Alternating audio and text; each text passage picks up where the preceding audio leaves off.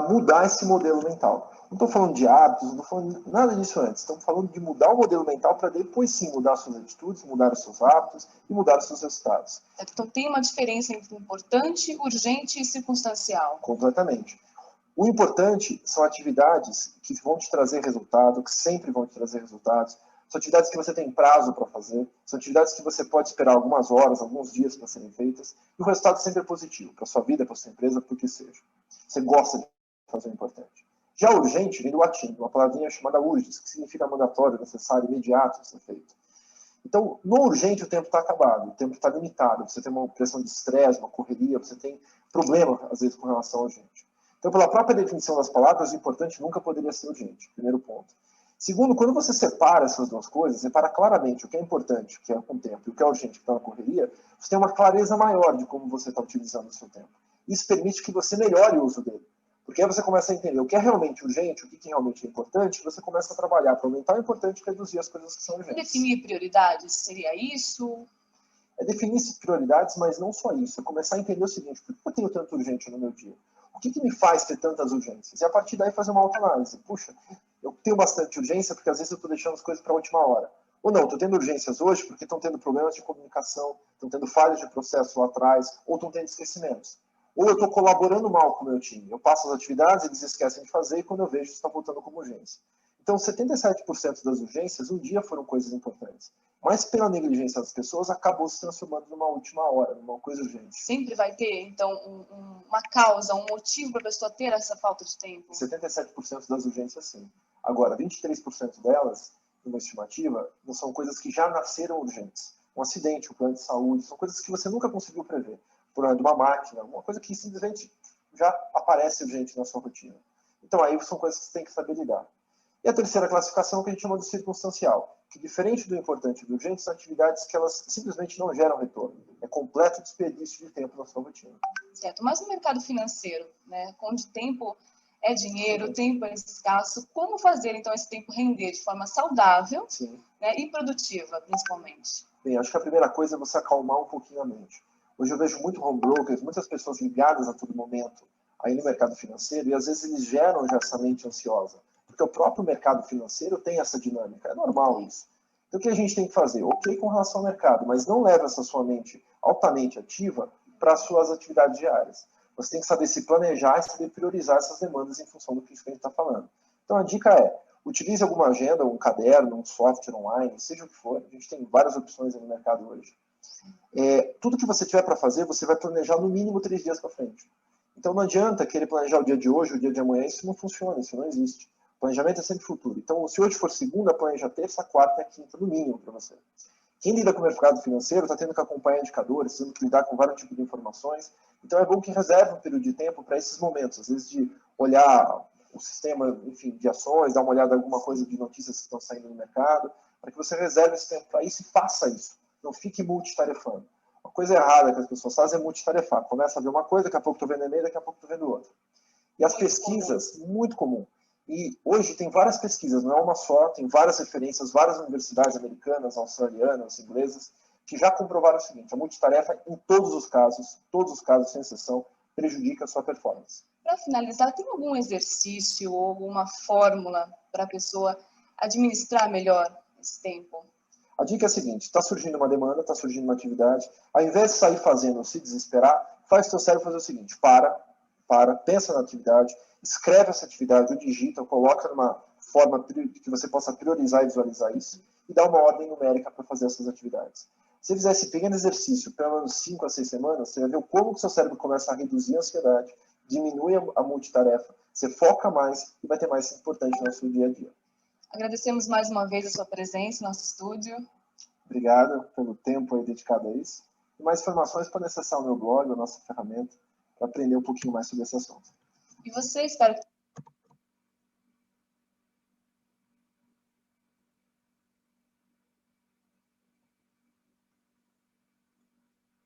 Muito bom, pessoal. Então, esse é o recado de hoje. Vocês viram só que se nós colocarmos as nossas prioridades no quadrante da importância, nós vamos conseguir fazer as coisas que realmente são essenciais na nossa vida. Às vezes as coisas circunstanciais a gente pode delegar ou até eliminar, né?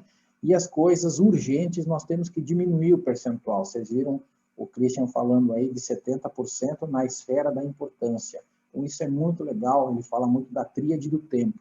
E aí no guia que eu escrevi, no guia definitivo, que eu já deixei no grupo para vocês, nós temos o link da tríade do tempo, onde você pode fazer o teste para ver se você é uma pessoa que ocupa bem o seu tempo. E dentro desse tempo, eu espero que vocês coloquem como número 1, na listinha que ele falou, fazer CPA 10 Ambima, porque se esse é o teu objetivo, você precisa colocar isso na esfera da importância, sem dúvida nenhuma, certo? Então, muito bem. E gostaram? Comenta aí quem gostou do vídeo, o que vocês acharam. E vamos em frente agora para começar a aula propriamente dita, né? Bem, vou compartilhar com vocês a tela das questões. Enquanto isso, só deixa eu dar uma olhadinha se nós temos algum comentário aqui. Não? Então, nós vamos falar com... Vamos compartilhar. Hoje, nós vamos começar as correções a partir da questão número 11, tá? Questão número 11, que foi onde a gente parou na aula passada, né?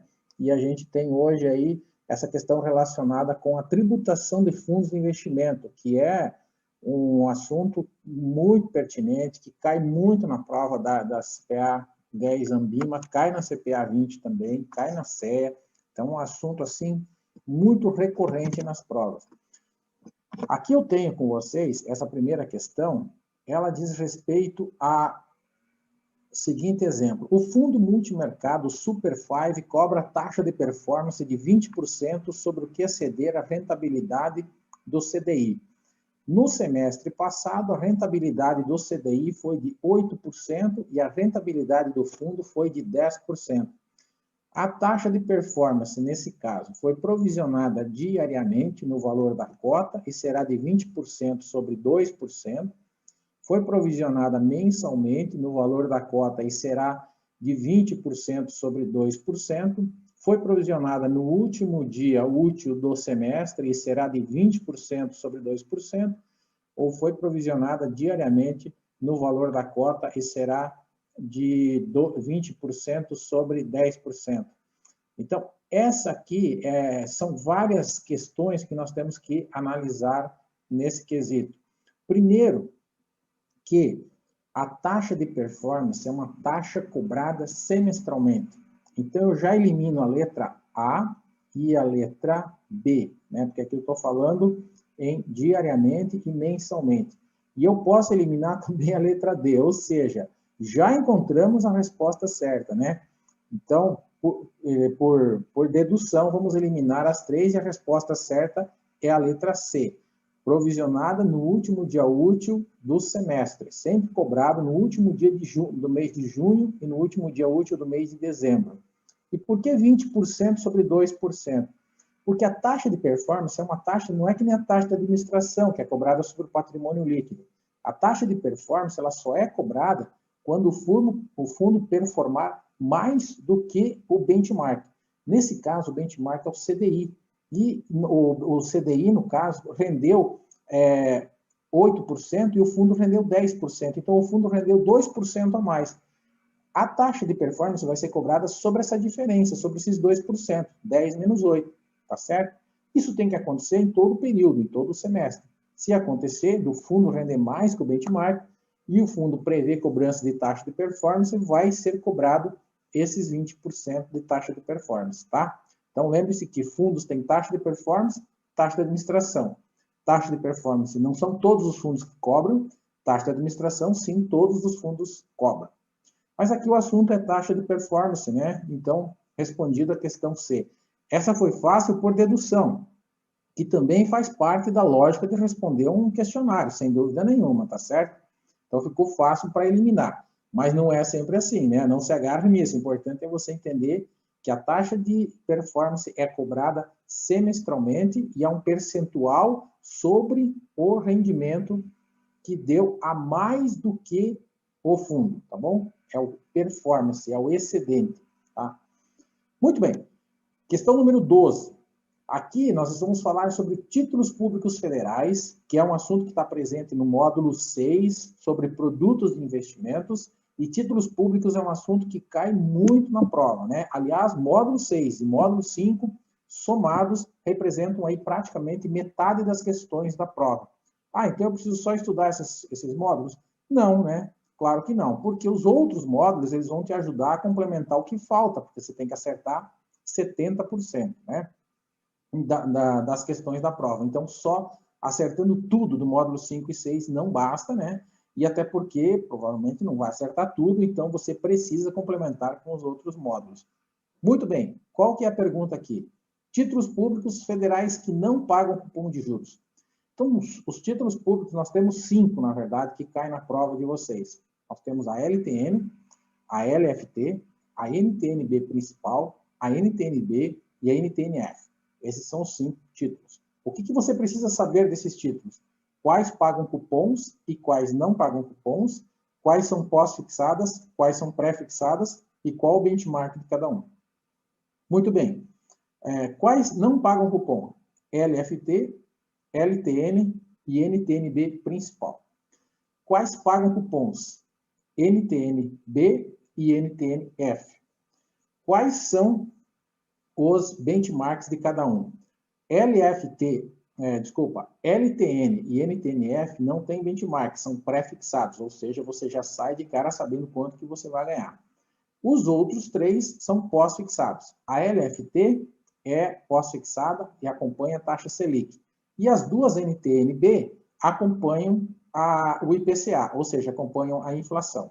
Certo? Então, isso é o que você precisa saber. Normalmente, eu usei aqui a nomenclatura antiga, né? Por exemplo, LTN era a nomenclatura antiga. Agora, a nomenclatura é tesouro pré-fixado, assim como a NTNF. Então, lembra de F fixado, né? E os fundos pós-fixados se chamam Tesouro IPCA e Tesouro Selic, tá? Tesouro IPCA são as duas NTNB e o Tesouro Selic é a LFT, certo? Essa é a nomenclatura aí dos títulos públicos. E os que não pagam cupons, que é a questão que está pedindo aqui, eu já respondi, né? Os que não pagam cupons são a letra A, NTNB e NTNF. Não é verdade, porque esses são os 2 que pagam cupons, na verdade, né? O que é cupom? Cupom é quando você recebe um juro semestral. Você investe num título público que tem vencimento, de repente, aí para 10 anos. E cada 6 meses você recebe um pouquinho de juro, né? Esse juro é determinado aí pelo próprio governo.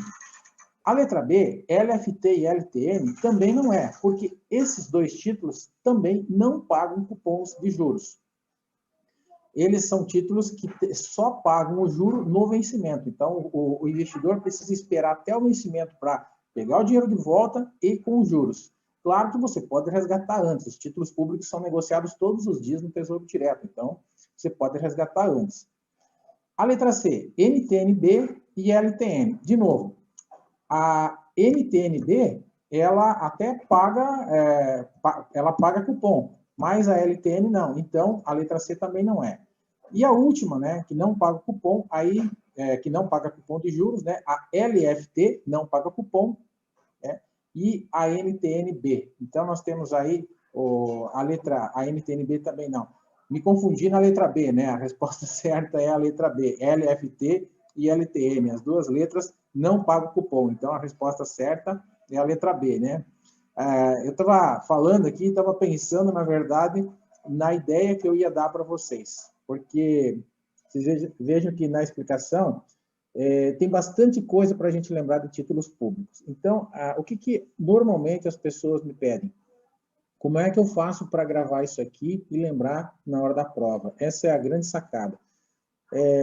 Para quem está no grupo lá do WhatsApp, depois eu vou passar um conjunto de quadros e tabelas para você poder preencher e memorizar na hora da prova. Eu não vou passar tudo de uma vez só, porque vai gerar um pouco talvez de confusão mental. Então, eu vou passar de uma em uma e vou explicar como que vocês devem proceder para fazê-la, tá bom? Mas a ideia é muito simples. A ideia é que você use a técnica da repetição, que você faça essas como se fosse um mapa mental, mas em forma de tabela. Então, eu vou ensinar vocês a colocar isso em ordem, em coluninhas, são só 5 linhas, na verdade, com os nomes dos títulos, quais pagam e quais não pagam cupons, e qual é o benchmark de cada um, que são as 3 principais perguntas que a prova aborda em cima de títulos públicos. Fazendo dessa forma, você vai gravar com certeza, porque é o que tem acontecido comigo, quando eu preciso estudar, é o que tem acontecido com meus alunos que passam na prova.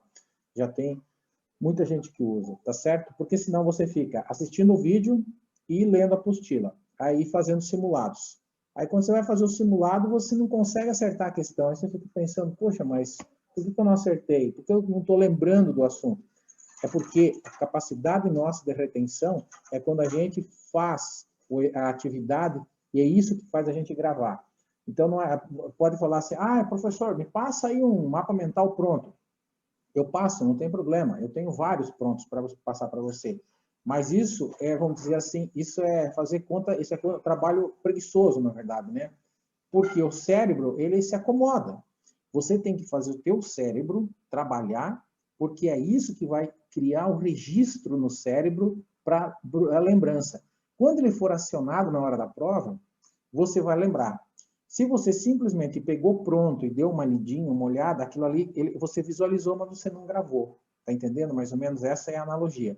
Então, é muito importante você fazer. Então, a dica vai ser essa. Hoje eu vou passar lá no grupo para vocês. Quem não está no grupo, aproveito para falar de novo para entrar, né, no grupo. E eu sempre estou passando material para vocês, tá? Porque é assim que a gente aprende, tá certo? São várias formas. Eu, como professor aí, há longo tempo também, professor de instituições de ensino, a gente consegue passar para os alunos diversas formas de aprender. Isso é importante. Não adianta a gente tentar estudar só de uma maneira, né? E ainda tem mais. Você tem teu jeito, eu tenho o meu jeito, o teu colega tem o seu jeito, então cada um tem uma forma que aprende melhor. E é isso que você tem que identificar no seu perfil. Certo. Questão número 13. Mudando um pouco de assunto, a questão número 13, ela está presente no módulo 3. O módulo 3 é um módulo que está dividido em 2 assuntos grandes. Economia e finanças. A parte de economia fala do produto interno bruto, fala do taxa Selic over, taxa de câmbio, taxa Petax. Esse é um assunto da economia. E o assunto de finanças fala sobre juros simples, juro composto, capitalização, taxa real e taxa nominal. Basicamente isso. E esse assunto aqui é sobre juros simples e juro composto. É isso que a pergunta vai querer saber. E você veja só, é uma pergunta que eu considero difícil, mas tem vários conceitos nessa pergunta. Então, a fórmula, eles mostram uma fórmula, né? Eu mostrei uma fórmula aqui nessa pergunta. Ela diz que, sabendo que a taxa de juros é 2% ao mês, assinale a alternativa correta. Então, nós pegamos, vocês sabem que quando eu tenho um percentual e a gente quer calcular esse percentual ao mês, a gente quer elevar ele para anos, a gente tem que primeiro dividir por 100 e multiplicar e somar o número 1, que é o 1 da fórmula, né? Esse número 2 dividido por 100 é porque ele está em percentual. Então, quando a gente multiplica por 100, é para passar um número à porcentagem. Quando a gente divide, foi ao contrário. A gente está tirando essa porcentagem, né? Para poder fazer a conta. Então, a gente pega ali, ó, o 1 mais 2 dividido por 100 elevado a 6. Por quê? Elevado a 6, né? Porque 6 é o período, é o N. Então, essa é a fórmula do juro composto. Quando eu tenho expoente, é a fórmula do juro composto. Então, vocês já vão ver nas alternativas que eu já estou respondendo a questão. Quando tem expoente, é juro composto. E ali, depois, vezes 100 é para voltar para o percentual, certo? Então, primeiro eu divido, depois eu multiplico. Muito bem. A resposta que deu ali foi 12,62% no período. Que período? 6 meses, tá bom? A pergunta é a seguinte, o que significa esse 12,62%? Então, vamos lá. Letra A. 12,62% é a taxa de juros nominal em 6 meses, capitalização simples. Vejam só, está certo eu dizer que é a taxa nominal em 6 meses. Está certo. Porém, não capitalização simples. Porque o juro simples não tem expoente. O N, no juro simples, ele fica dentro do parênteses e a gente multiplica o N pelo tempo. O tempo pelo capital, né? Então, eu não tenho expoente, tá? Então, não é a letra A por isso. A letra B, 12,62 é a taxa de juros nominal ao semestre. Ó, é a mesma coisa que está aqui na letra A, só que em vez de 6 meses, eu coloquei semestre, o que dá na mesma. Mas, depois da vírgula, capitalização composta. Muito bem, essa é a resposta certa, capitalização composta. Aí sim eu consigo definir por quê. Eu estou capitalizando, eu estou elevando a 6. Eu tenho 2% ao mês elevado a 6, então em 6 meses vai dar 12,62, né?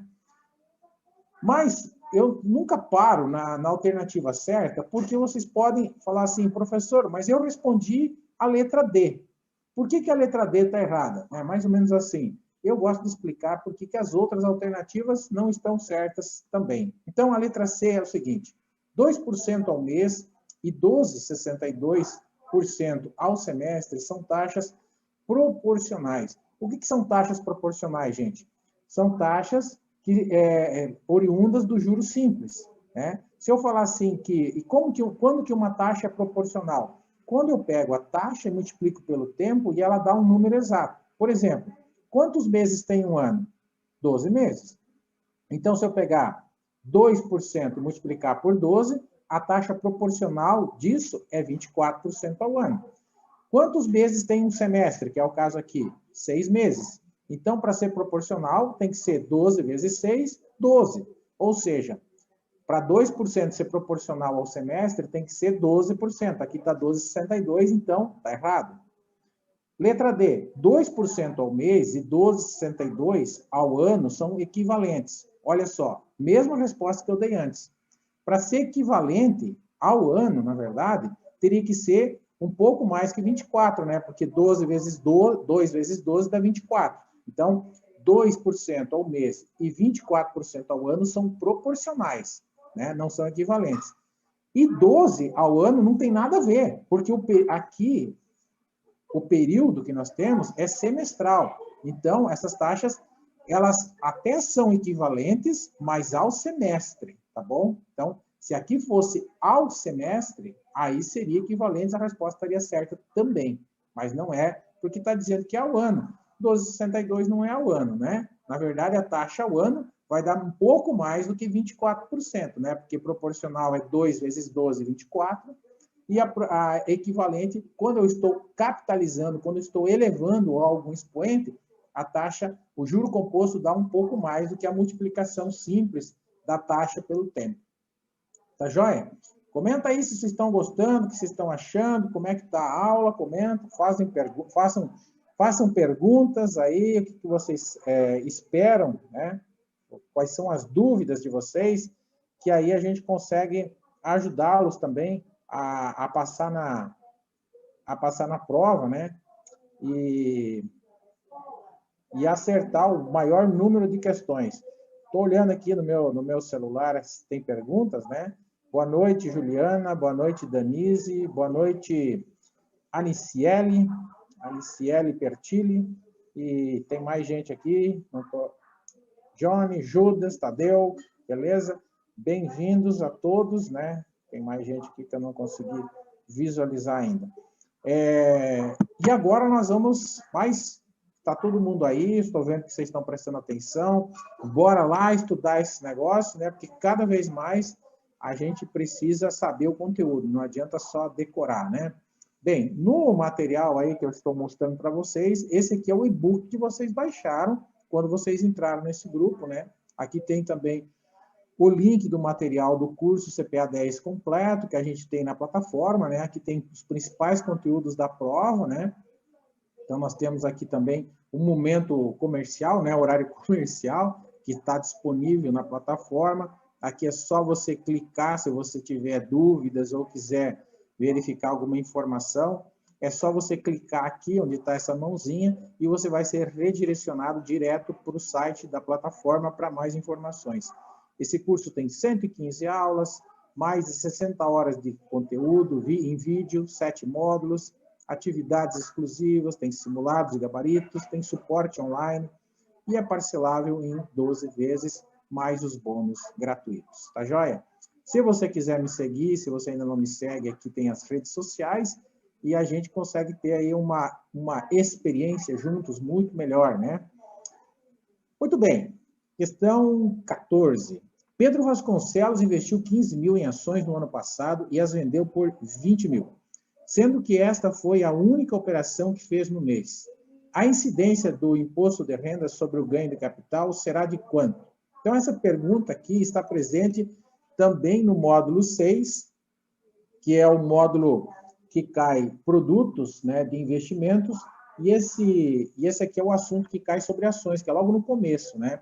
Ações caem conceitos e cai tributação também. E nós temos duas formas de tributação dentro do mercado de ações, que é o mercado à vista, que é aquele mercado onde você compra a ação num dia e vende em dias seguintes, meses seguintes ou anos, né? Aquela ação que você compra para ficar mais tempo. E tem o mercado day trade, que é o mercado onde você compra a ação e vende no mesmo dia, aquela mesma ação, certo? Não é essa pergunta que está fazendo aqui. Aqui está fazendo a pergunta do mercado à vista, tá? E o mercado à vista tem uma característica. Se você fizer vendas até 20 mil reais e tiver lucro ou ganho de capital, você não paga imposto de renda, certo? Se você tiver ganho de capital e fizer vendas na pessoa física, isso, né? Pessoa jurídica não tem isenção. Se você fizer vendas com lucro, vendas acima de 20 mil e tiver lucro, você vai pagar 15% de imposto. Sempre assim, tá? Em ações. Aqui eu não estou falando de fundos de investimentos, que fundos têm uma tributação diferenciada. Tá certo? Muito bem. Esse cliente comprou por 15 mil e vendeu por 20 mil. Então, ele teve um ganho de 5 mil reais, certo? Foi a única operação que ele fez no mês. Qual é a incidência do imposto? Bem, como eu falei, ele teve ganho de capital de 5 mil, mas ele fez uma venda de 20 mil. 20 mil ainda é isento. Se ele tivesse vendido 1 centavo a mais, ele já cairia na faixa de 15%. Né? Então, a letra A seria certa se fosse mais de 20 mil. Né? Muito bem. Como que é recolhido? Via DARF. Então, não é a letra A porque não é 15%. Via DARF por quê? Porque nas ações o próprio investidor vai pagar o imposto no mês seguinte. É diferente de fundos que o administrador que recolhe. Já a letra B fala que é isento, né? Então, aqui está certo, né? Até aqui está certo, porque é isento mesmo, né? Eu vendi 20 mil, pois o ganho de capital foi inferior a 20 mil. Aí, não está certo. Não está certo essa parte aqui. Então, cuidado com a questão também. Não tenha pressa para ler, né? Não tenha pressa. E leia ela com calma, porque se você interpretar errado, já foi. Então, é isento, sim, nós já identificamos isso.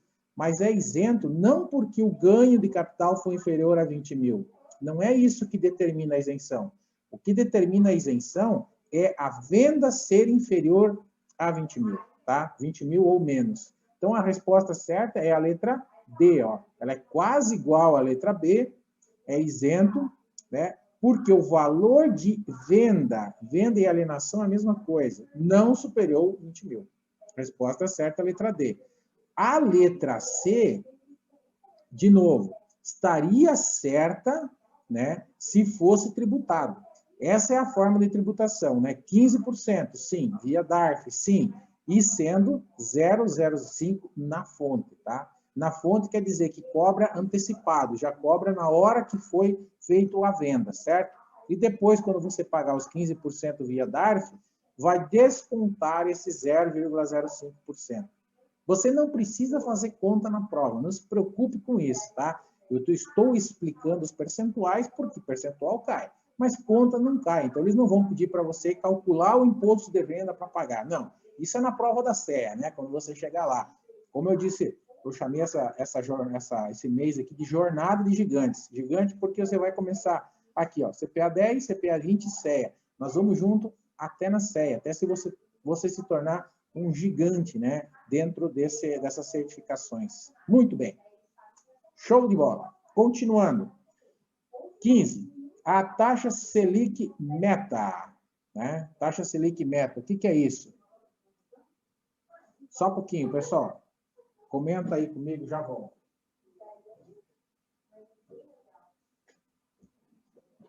Pessoal, então, a taxa Selic Meta é a taxa que o Copom define, né? Copom, que está dentro do Banco Central, define suas reuniões periódicas para servir de taxa básica de juros da economia. É o que vai subsidiar aí toda a definição de taxas no mercado financeiro. O próprio CDI acompanha muito a taxa Selic. Então, se a Selic está alta, significa que o custo do dinheiro está alto para todo mundo, para os bancos, para os usuários, para os tomadores de dinheiro, para as empresas, para as pessoas, para todo mundo. Os investidores daí também são remunerados por essa taxa ou pelo CDI que acompanha a Selic, como eu falei. Se a taxa Selic está baixa, nós podemos imaginar que teremos mais investimentos, as empresas se estimulam a tomar crédito e isso propicia mais negócios, né, nas cadeias produtivas aí. Esse tipo de comentário que eu estou fazendo não está relacionado com a pergunta em questão aqui, mas eu sempre gosto de usar as perguntas para a gente contextualizar, porque a prova pode perguntar isso para você, pode falar assim, se a taxa Selic meta estiver alta, o que isso pode gerar na economia? Bem, em geral, quando a Selic está alta, nós também temos inflação alta, e isso gera, de certa forma, uma retração na economia, gera causa para o governo, ou seja, o governo precisa trabalhar com políticas monetárias restritivas, certo? E isso é ruim para a economia. Então, taxa Selic, taxa de juros muito alta, nunca é bom. Agora nós estamos vivendo, nos últimos 2 anos, um momento de taxa Selic menor, e isso tem contribuído para a economia. Agora, vocês perceberam que começou a subir de novo. Estava 2%, agora já está 3,5%, e deve continuar subindo até o final do ano. Então, isso mostra que o governo está tomando essas atitudes porque tem que controlar a inflação, tá certo? Mas esse é um outro assunto que eu vou tratar em outras questões, não vou fugir muito aqui. A pergunta aqui é o seguinte, taxa Selic, o que é? É definida pelo CMN. Bem, a letra A já está errada logo de cara, porque está falando aqui é definida pelo CMN. Não, a taxa Selic é definida pelo Copom, que eu já falei, né? Pelo Banco Central. Então, não é pelo CMN. Só para lembrar aqui um conceito do módulo 1, o CMN define outra taxa, que é a taxa, a meta da inflação. Né? Não é uma taxa, é a meta da inflação, é um percentual. Então, não confundam isso. Por isso que eu coloquei aqui. Letra B. Deve necessariamente ter viés de alta ou baixa. Esse negócio de viés da taxa Selic existia há alguns anos, mas não existe mais, né? Onde o presidente do Banco Central podia, antes da próxima reunião, aumentar ou diminuir a taxa sem ter reunião. Agora só pode ser aumentado ou diminuído nas reuniões do Banco Central, do Copom. É lastreada em títulos privados. Não, a taxa Selic é lastreada em títulos públicos. Representa a taxa de juros considerada adequada para manter a inflação sob controle.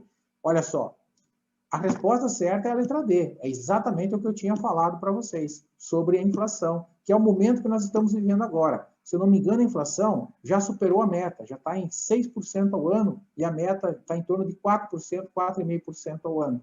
Ou seja, nós temos que aumentar a taxa de juros para controlar um pouco a inflação, tá certo? Vocês podem falar, poxa, mas que coisa, né? Nós estamos precisando consumir, melhorar a economia. Pois é, mas a inflação, na verdade, é a alta generalizada dos preços. E o que aconteceu com os preços ultimamente? Tudo aumentou, né? Construção civil, transporte, alimentação, tudo, vestuário, tudo aumentou. Muitas coisas aumentaram.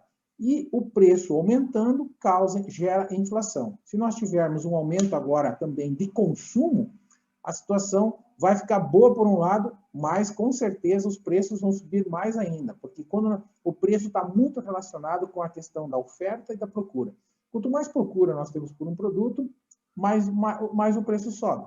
Quanto mais oferta nós temos, mais o preço pode cair. Então, essa é a relação que nós temos entre taxa de juros e questão de inflação. Isso é bom a gente marcar aí para a questão da prova também. Questão 16. Ao saber que seu vizinho havia duplicado seu capital investindo em ações, Roberto decidiu arriscar, comprando ações da Petrobras a R$50. Hoje, precisando de recursos, ele vendeu suas ações a R$35. O prejuízo do Roberto decorre de quê? né? Então, ele comprou ações a 50, vendeu a 35, certo? Vendeu por menos do que ele comprou. E a pergunta é sobre riscos, né? Riscos na CPA 10, a gente fala de risco de mercado, risco de crédito e risco de liquidez, né?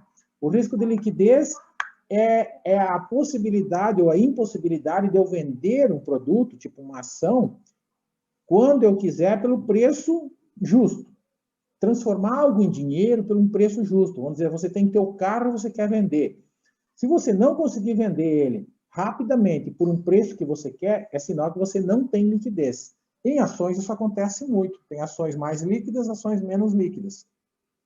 Risco de crédito é quando você empresta dinheiro para alguém ou compra algum título de alguma empresa e depois não recebe de volta. Ou seja, você incorreu em inadimplência. E quando a gente fala em inadimplência, estamos falando que você está correndo um risco de crédito. Quando você compra um produto que tem um rating, que é o nível de classificação de risco das empresas, um rating ruim, você está correndo mais risco do que comprar um título de uma empresa com rating bom. O que é um rating bom? É um rating A. O rating B, C, por exemplo, não é tão bom assim. Então, para comprar um título com rating correndo mais risco de crédito, você precisa ganhar mais, certo? Sempre assim. Sempre pense naquela ótica, ó. Quanto maior o risco, maior o retorno. Essa é a ideia sempre, certo? Não vale a pena eu correr muito risco se eu não tiver mais retorno, tá certo? Por exemplo, eu sempre faço uma analogia assim, ó. Você está empregado hoje. E aí você aceitaria sair do teu trabalho para montar um negócio que você não sabe se vai dar certo? Isso é correr riscos. Aceitaria se, para abrir a empresa, você ganharia muito mais do que você ganha hoje. Para ganhar o mesmo, não vale a pena. Ou para ganhar menos, você não sairia, não é verdade? Então, isso sempre tem que considerar risco e retorno, tá? E a questão do risco de mercado, que é da questão aqui, é o risco de oscilação de preços. Então, é isso que aconteceu, né? O ano passado, com a questão da pandemia, nós tivemos um risco sistemático, um risco sistêmico, que atingiu todo o mercado. Então, as bolsas caíram, o mercado caiu, os preços caíram, certo? E isso é risco de mercado, quando ocorre oscilação de preços. Então, uma dica que eu posso dar para vocês, associem sempre risco de mercado à oscilação de preços. Risco de crédito à inadimplência. Risco de liquidez à impossibilidade de vender, tá? E o risco de contraparte não entra aqui, não é o caso, né? Mas é o risco da contraparte não entregar, por exemplo, o bem ou o ativo que você comprou, né? Aqui pode ser um banco, uma corretora ou a própria bolsa de valores, né? Essa é a questão que estamos aqui. Muito bem. Outra questão. Deixa eu controlar aqui o pessoal que está comentando, né? Porque senão eu estou sem o acesso aqui. Mas já estamos na questão 17, né? Questão 17. Acompanhe comigo aí, né? Muito bem. Questão sobre notas promissórias, né? Módulo 6. Tem notas promissórias e debêntures, né? O que é correto afirmar? São títulos, nota promissória, para começar, são títulos de curto prazo com vencimento de até 1 ano. Então, a letra A já foi para o beleléu, né? A letra A não é. Então, nós temos aí, por que a letra A não é? Porque está dizendo que é um título de longo prazo. Não é verdade. Letra B, representa um passivo da empresa de curto prazo. Por que passivo da empresa de curto prazo? Porque quando uma empresa emite uma nota promissória, ela está se endividando. Da mesma forma, uma debênture, da mesma forma, quando um banco emite um CDB. Então, é um passivo, porque consta no passivo dela, não vai ficar no balanço, que ela deve, a empresa deve esse dinheiro para o investidor que comprou. Então, letra B está correta, é de curto prazo e é um passivo. Mas por que não é a letra C? Só podem ser emitidas por companhias de capital aberto. Isso não é verdade, porque notas promissórias, anote aí, né? Hoje à tarde estava falando com a Juliana, se não me engano, e ela falava, poxa, eu quero imprimir esse material aí, beleza. Então, para quem imprimiu, anota do ladinho aqui, ó. Nota promissória pode ser emitida por empresa de capital aberto e fechado, certo? Então, isso é muito legal. Capital aberto e fechado. Então, por isso que está errado. Podem ter garantia real ou fiança bancária. Escreva aí também. Nota promissória não tem garantia real. Debêntures pode ter, mas nota promissória não. Joia? Muito bem. 18. De novo, título público. Uma NTNF se caracteriza por oferecer que tipo de remuneração? Lembram? Eu expliquei nas questões anteriores. Ó. Lembra do F? Ó, a dica aqui é o seguinte. Lembra do F? O F lembra a palavra fixo ou fixada. Então, ela é pré-fixada, certo? Se ela é pré-fixada, a resposta certa é letra C. E ponto final, né? Ela não é atrelada a nenhum indexador. Gente, só tem benchmark, só tem indexador. O que é indexador? Selic, GPM, IPCA, por exemplo, de renda fixa, quando é pós-fixado. Se ela é pré-fixada, ela não tem indexador. Vai ser definida uma taxa, certo? Uma taxa de X% no período, para que o investidor receba junto com o capital no vencimento, e ponto final. Então, você já sabe quantos por cento você vai ganhar se você investir num título pré-fixado. Essa é a ideia, tá bom? Então, lembra do F, né, como dica aí, e pré-fixado, aí fica fácil de acertar. Vamos mudar um pouquinho de assunto e vamos para a questão 19. A 19 fala sobre segregação de funções. E o que é segregação de funções? É a separação das funções dentro de um fundo de investimento.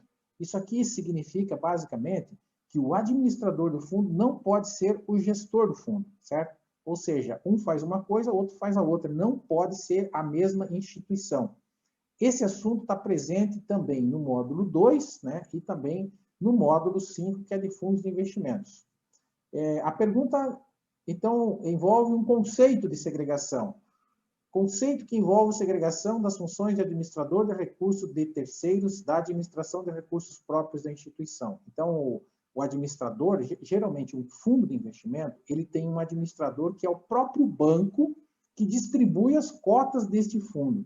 É muito comum um banco, então ele mesmo, distribuir através dos seus gerentes as cotas.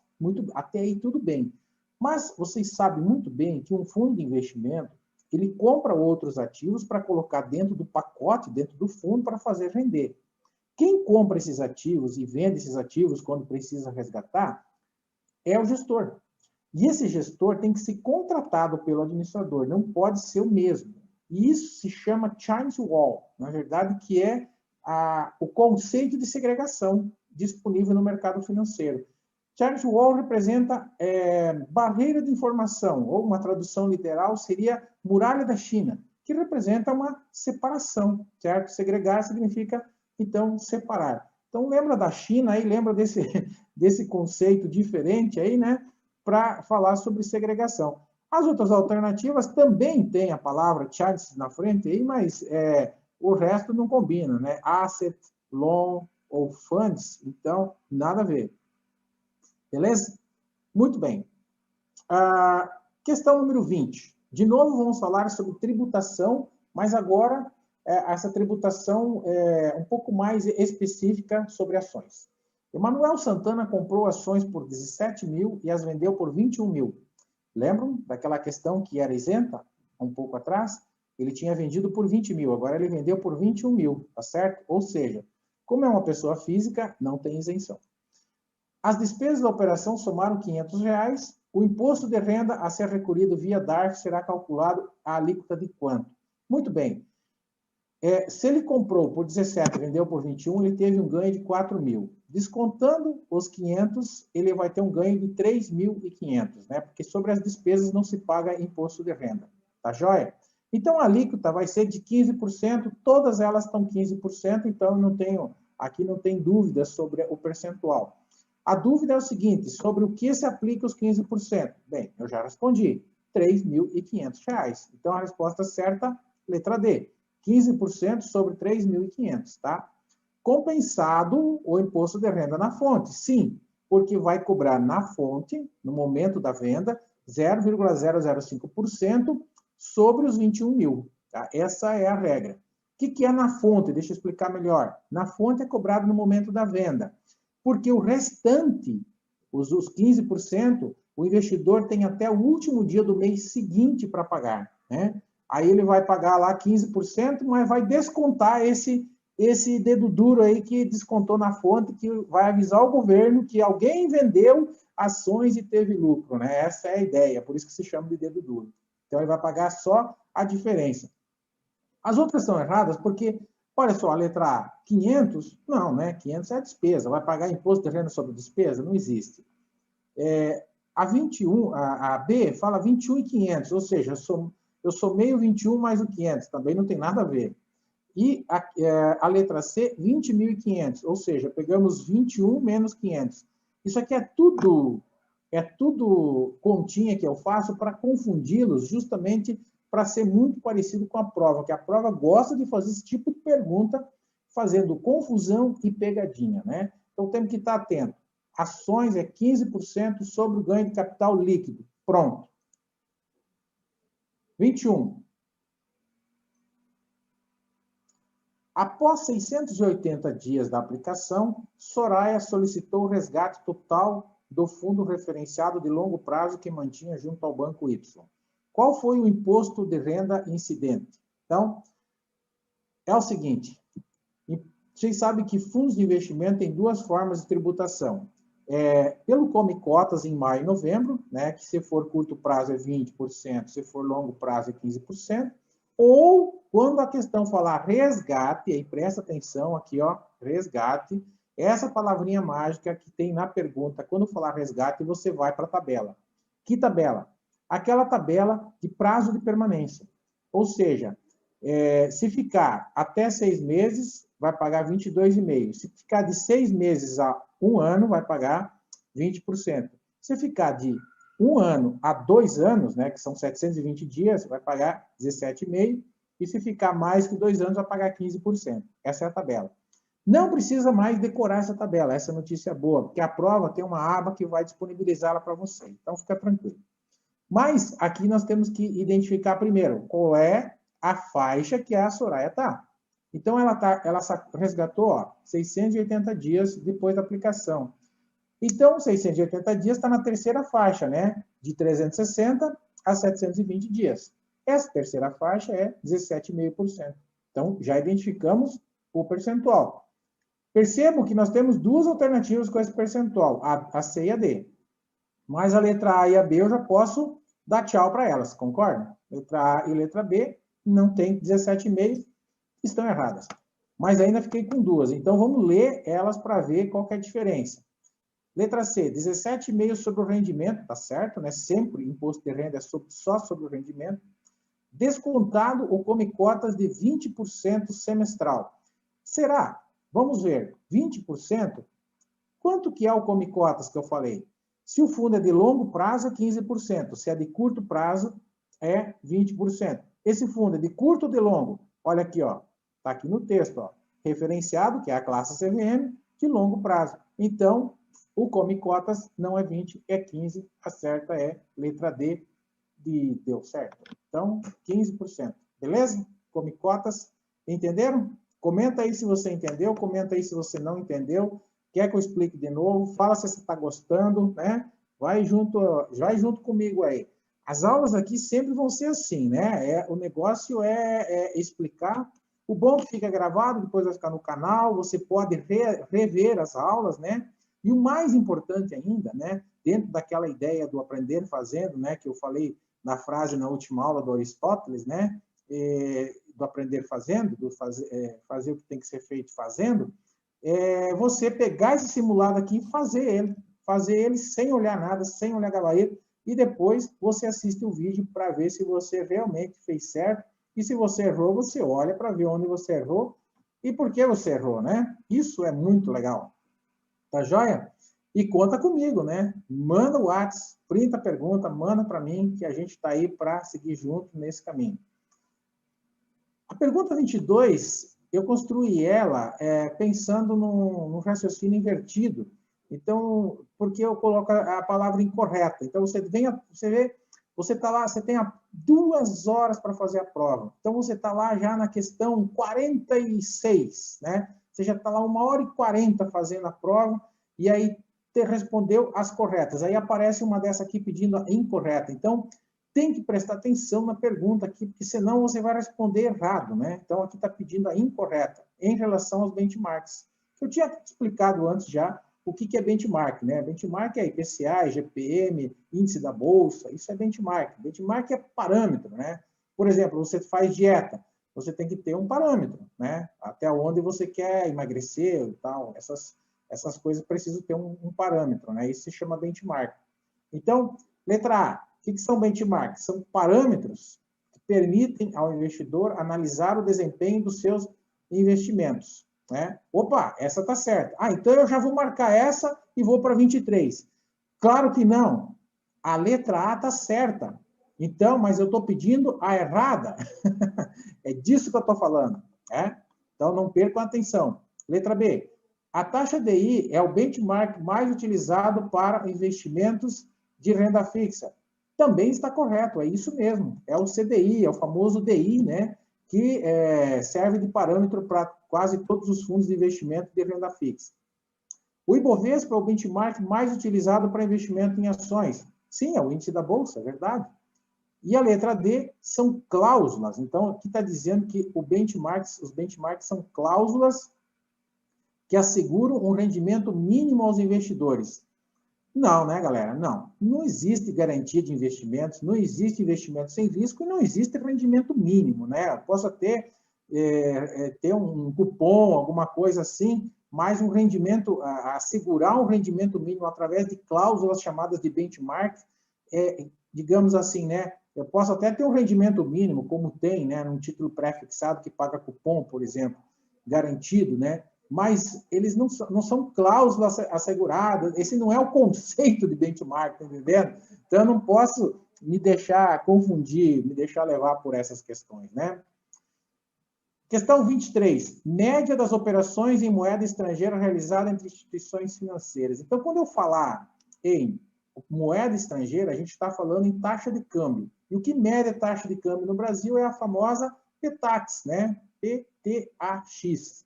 E tax representa juros, por exemplo, em inglês, né? Então, eu tenho aqui lá uma analogia para me lembrar um pouquinho. Mas eu tenho duas taxas PTAX, né? Então, as outras duas eu já eliminei. A primeira, taxa PTAX, divulgada pela Associação das Corretoras de Câmbio. Não, a taxa PTAX é divulgada pelo Banco Central, pelo Bacen. Não tem nada a ver com essa Associação das Corretoras de Câmbio, né? É por aí que a banda toca. Muito bem. E a questão 24 é sobre lavagem de dinheiro, né? Deixa eu só ver aqui, nós vamos ir mais uma aqui, daí nós vamos fazer aí uma pausa. Conforme a Lei 9.613 da Prevenção e Combate à Lavagem de Dinheiro, é correto afirmar que são pessoas sujeitas às disposições dessa lei. Bancos e sociedades corretoras de valores, administradoras de cartões de créditos, corretoras e distribuidoras, indústrias químicas e farmacêuticas e comerciantes e de obra de arte. É correto afirmar o quê? Então, vamos lá. Crime de combate à lavagem de dinheiro, módulo 2, cai bastante na prova. Teve mudanças, né, que começaram a ser cobradas agora em abril. A gente vai falar disso na próxima aula também. E nós temos aqui quais são as empresas que estão sujeitas a essa lei lavagem de dinheiro, ou seja, que precisam prestar contas ao COAF sobre lavagem de dinheiro. Dentre todas essas, a 4 é a única que não precisa. Uma indústria química não precisa prestar contas nesse quesito, não que ela não tenha que cumprir, né? Se ela for lá num banco levar um monte de dinheiro vivo, né, ao fazer uma transação, ela vai ter que prestar contas, mas acima de 50 mil, né, vai ter que prestar contas. Mas ela não está sujeita, vamos dizer assim, às regras que os bancos estão de ter que justificar as negociações feitas com os seus clientes. Então, só a 4 está errada, as outras estão certas. A resposta aqui é a letra B, 1, 3 e 5. 1, 2, 3 e 5, tá certo? Um comentário aqui sobre a forma de elaborar essa questão também. Percebam que ela tem 5 tópicos e você tem que escolher a certa. Então, essa aqui dá mais trabalho. Essa ainda é curtinha, mas tem muitas vezes que eu coloco questões com 5 tópicos e cada tópico tem umas 3 linhas. Então, você tem umas 15 linhas ali para ler, que é muito fácil você confundir uma com a outra. Então, essas são questões, às vezes, não difíceis, mas dá trabalho, né? Dá trabalho. E falando em dar trabalho, na hora da prova, uma dica, cara, faz as questões fáceis primeiro. Não fica se enrolando muito nas difíceis, porque senão você acaba perdendo muito tempo também nas difíceis, né? E depois isso te compromete o resultado final. Galera, como já são aqui 8 horas e 15 minutos em Brasília, eu vou dar um tempo aqui, só porque eu quero fazer a premiação de quem me assistiu aqui hoje, né? Que foi muito legal, tem muita gente bacana aqui. E hoje a ideia é passar para vocês. Deixa eu só verificar quem está, só um pouquinho. A ideia é nós fazermos aí um sorteio de um simulado que eu tenho, né, produzido, e esse simulado da CPA10 é muito bacana, né? E deixa eu mostrar ele aqui para vocês, como é que vai funcionar. Tá? Só um pouquinho, já vou mostrar aqui.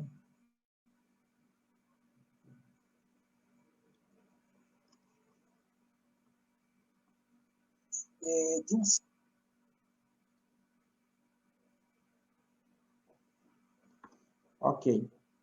E aí eu vou mostrar para vocês este simulado, né? Eu vou compartilhar com vocês como é que ele funciona aqui na tela. Ó. Acompanhem comigo, então. Deixa eu ver aqui como é que está. Aqui. Muito bem. Aqui, ó. O nosso simulado online, ele está presente nessa plataforma.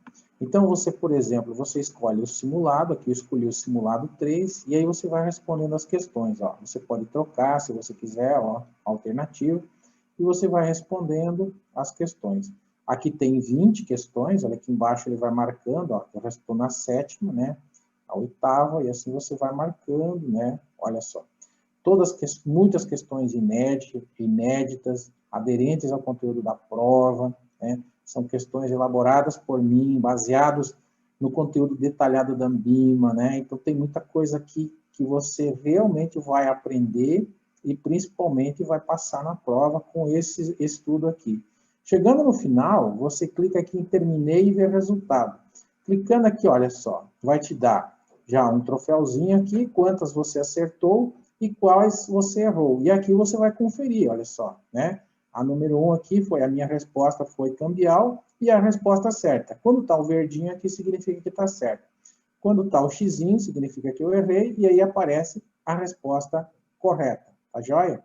E, como plus, aqui eu coloquei o simulado geral, aqui embaixo, e no simulado geral, além da correção que tem da questão, você ainda tem acesso, olha só, a um vídeo sensacional explicando todas as questões. Então, de acordo com a instrução normativa. Olha só, tudo aqui. Então, é isso que eu vou, é esse produto que eu vou estar sorteando agora. Sorteando não, eu vou estar entregando para uma pessoa que está participando aqui conosco, tá joia? E claro, né, quem quiser acessar esse material está disponível. E tem, tá joia? Então, essa é a ideia do simulado. E tem mais um detalhe ainda, se você for, vou mostrar mais uma coisa importante para vocês. Se você pegar esse simulado, você vai receber um login, uma senha, e você pode acessar ele pelo aplicativo no celular. Então, eu vou mostrar para vocês como que funciona agora. E você baixa esse aplicativo no teu celular e responde o simulado de onde você estiver, qualquer lugar, mesmo sem internet. Então, acompanhe esse vídeo aqui comigo, que você vai entender como que funciona no celular. São 2 minutinhos. Você já pensou em estudar para as provas da Ambima através de simulados, acessando eles de forma online de qualquer lugar, mesmo sem internet? Pois isso é possível. Eu vou te mostrar nesse vídeo como fazer esse procedimento. Muito bem, acompanhe comigo. Primeiro passo, você vai baixar este aplicativo aqui no seu celular, chamado Sparkle, esse laranjinha. Clica nele, né? E aí você vai clicar, vai cair nessa página onde você vai escolher o produto que você baixou lá na nossa plataforma. Nesse caso, eu vou escolher aqui o simulado online da Ambima CPA10, acesso ao conteúdo, e aí você vai cair aqui nos módulos. Tem simulados por módulos e provas resolvidas inteiras. Nesse caso, o simulado do módulo 3, você clica nele e começa a responder aqui uma pergunta sobre o PIB, né? E vai avançando. Ele te dá a resposta, né? Aqui depois, no final, a resposta certa e também o percentual de acertos que você tem. Se você quer responder um simulado geral, como se fosse uma prova, você clica lá em simulados gerais, aí abre 50 questões, nesse caso aqui, que é semelhante às questões da prova da CPA 10, olha lá, estou na questão 4, na questão 5, ele vai avançando, né? E um detalhe importante, que esse simulado geral aqui, você vai ter as provas resolvidas em vídeo para você tirar todas as dúvidas que você tem, onde eu explico alternativa por alternativa. Então, vá agora mesmo lá no link da bio, aí, tem algum lugar aqui neste post, onde você vai localizar para você primeiro baixar o produto que você deseja, seja o simulado da CPA 10, da CPA 20, né, ou da CEA. Em seguida, você já pode ter acesso através do seu celular, de qualquer lugar que você tiver, você pode estar fazendo, está aí numa fila, por exemplo, esperando, você pode abrir seu celular e já começar a resolver as questões, e mesmo estando offline, mesmo não tendo internet para acessar, você pode acessar esse material e responder os simulados. Então, não tem mais desculpa, bora lá agora mesmo fazer esses simulados e passar de primeira nas provas da Ambima. Um forte abraço.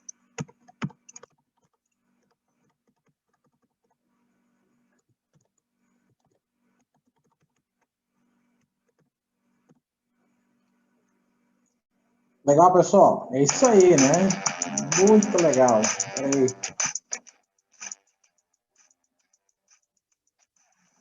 Aí, muito bom, muito bom. Então, vamos lá. Você já pensou em estudar para as provas da Ambima através de simulados, acessando eles de forma online de qualquer lugar, mesmo sem internet? Esse procedimento. Então, deixa eu ver como é que estamos aqui. Muita gente conosco ainda, né? Beleza, pessoal? É isso aí, né? Então, esse material é muito bacana. E a ideia agora de nós fazermos o sorteio aqui eu vou pedir para vocês, vou fazer uma pergunta para vocês, né? E quem responder certo e responder primeiro, vai ganhar esse simulado hoje, tá bom? Eu vou entregar dessa forma, eu não vou fazer sorteio. Então, vamos lá. A pergunta é a seguinte, presta atenção quem está comigo aí, tá? Até quantas questões você pode errar na prova da CPA 10? Responda no chat que eu estou acompanhando. Quem responder primeiro e acertar, claro, eu vou presentear com este simulado da CPA 10. Até quantas questões você pode errar na prova da CPA 10? A Juliana quer... Então, Juliana, aproveita aí, ó. É só responder. Ninguém respondeu ainda, é a tua chance. Vai lá.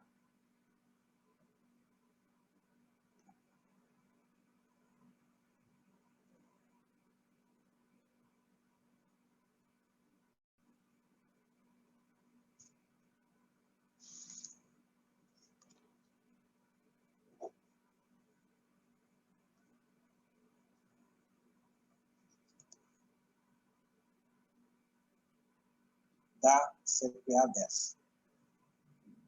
A Juliana quer... Então, Juliana, aproveita aí, ó. É só responder. Ninguém respondeu ainda, é a tua chance. Vai lá. Muito bem. Adriano, Eliane Hibner, deve ser, né? Hibner, desculpa se eu não falei certo. Foi a primeira que respondeu e respondeu 15, que são 15 são 30% da prova que você pode errar, né? São 50 questões. Então, a Eliane acertou e ganhou, né? Foi a primeira que respondeu. Mas o Adriano Gozzi, o Adriano também acertou, né? Também respondeu certo. A Danise e a Juliana, né, Juliana? Quase chegou lá, mas respondeu certo, né? Muito bem. Adriano, Eliane... Joia. Eliane... Então, deve ser, né? Hibner. Desculpa se eu não falei Eliane, certo. você está no grupo, não sei se você já está no grupo, parabéns, Eliane é a ganhadora, né? Depois você me chama no privado para que você possa receber as instruções, então, a Eliane tá bom? acertou e ganhou, né? Foi a primeira que respondeu. Mas o Adriano Gozzi... Beleza, pessoal? Então, era isso que nós tínhamos para hoje. Eu quero só reforçar com vocês a questão, então, de entrarmos aí no grupo, né? Quem não entrou ainda, Quero reforçar com vocês que na próxima semana a gente terá uma aula com o processo de gamificação, que eu já falei para vocês, onde vocês receberão também, vocês terão acesso a mais premiações, mas aí nós vamos fazer uma troca, né? Vai ser muito bacana. E também sempre eu farei aqui dar esse tipo de brinde para vocês, como eu dei hoje, né? Eliane, depois você entra em contato comigo para que a gente possa te passar o login e a senha para que você já comece com os simulados, ok? Beleza, galera. Era isso para hoje. Muito, muito, muito obrigado pela presença de todos. Tenham uma ótima noite, uma excelente semana, um bom trabalho. Fiquem com Deus, se cuidem e até a próxima.